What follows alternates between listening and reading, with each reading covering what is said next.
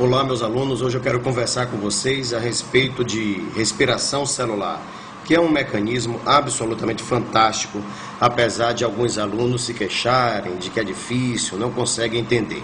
Vamos tentar resolver esse problema de vocês hoje. Veja bem, em primeiro lugar, para entender bem respiração celular, você precisa entender para que a célula faz a respiração celular. Qual é o objetivo central desse processo? Observe bem. Você se alimenta de diversos tipos de matéria orgânica, carboidratos, lipídios, proteínas. Todos eles podem ser fonte de energia para a célula. A célula pode usar uma proteína, um carboidrato ou um lipídio como fonte de energia.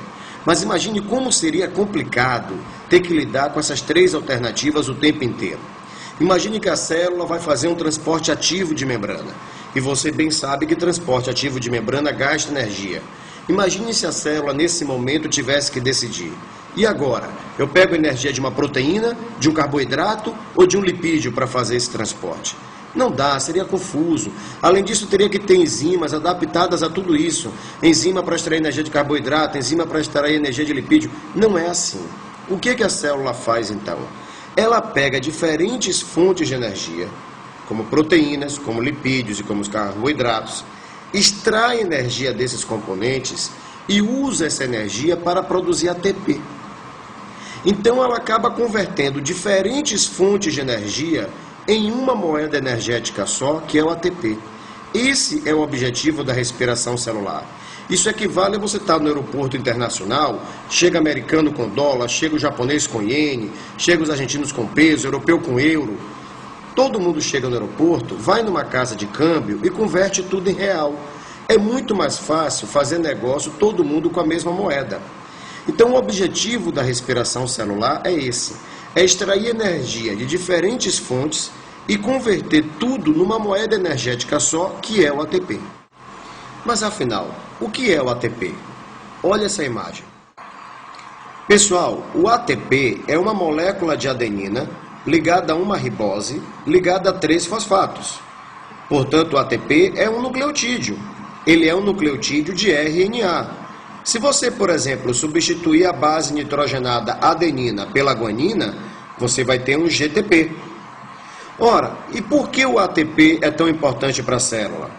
A questão é que o ATP carrega bastante energia entre as ligações dos seus fosfatos. As ligações de um fosfato com outro são ligações de alta energia. Em algum momento, muito próximo à origem da vida, bem no início da vida, acabou se fixando o ATP como moeda energética. Mas poderia ter sido o GTP, por exemplo, com a guanina no lugar da adenina. Só que no início da vida fixou o ATP como moeda energética e nós herdamos isso. Agora, tem aluno que pensa que o ATP serve para armazenamento de energia, e não é. O ATP não é para armazenamento de energia. O ATP é produzido para fornecer energia imediatamente. Se o seu corpo quer estocar energia a longo prazo, é muito melhor produzir gordura.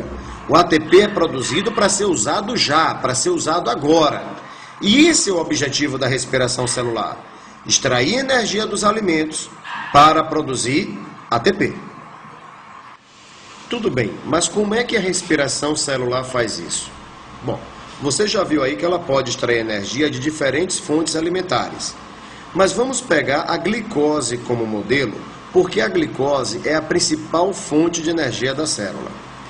A respiração vai acontecer em 3 etapas: a glicólise, o ciclo de Krebs e a cadeia respiratória.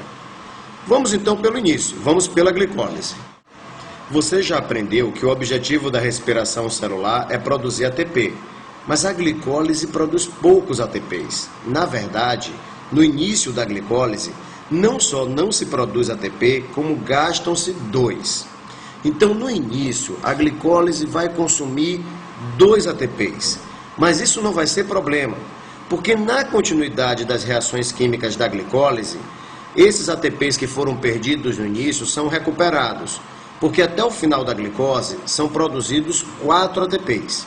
Então, veja, a glicólise consome 2 ATPs, mas produz 4.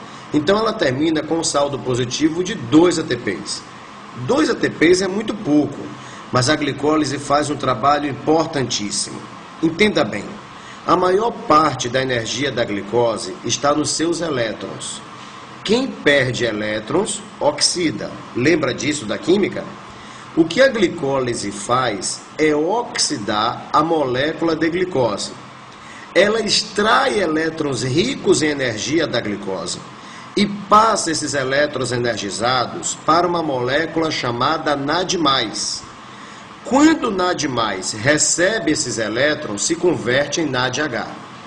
Tem muito aluno que me pergunta, mas qual é a função do NAD? A função do NAD é a de carreador de elétrons ricos em energia. Ele está desempenhando um importante papel de transportar elétrons ricos em energia. Você verá que a energia desses elétrons que o NAD carrega será usada na última etapa da respiração, que nós chamamos de cadeia respiratória. Bom, além disso, a glicólise quebra a molécula de glicose ao meio.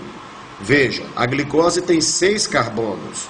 Durante a sequência de reações da glicólise, a glicose é quebrada ao meio e produz 2 compostos com 3 carbonos, que nós chamamos de piruvato. Então vamos repassar tudo. São 4 os eventos principais da glicólise.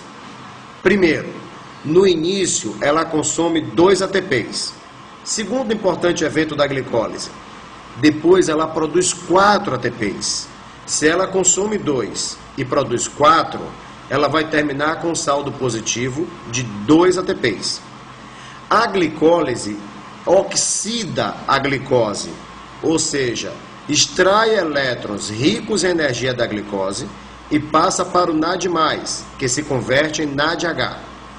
Quarto evento importante da glicólise, ela parte a molécula de glicose ao meio e termina com 2 compostos de 3 carbonos chamados de piruvato. Pessoal, essa foi a primeira etapa da respiração celular. Veja também os vídeos sobre o ciclo de Krebs e a cadeia respiratória. Até lá!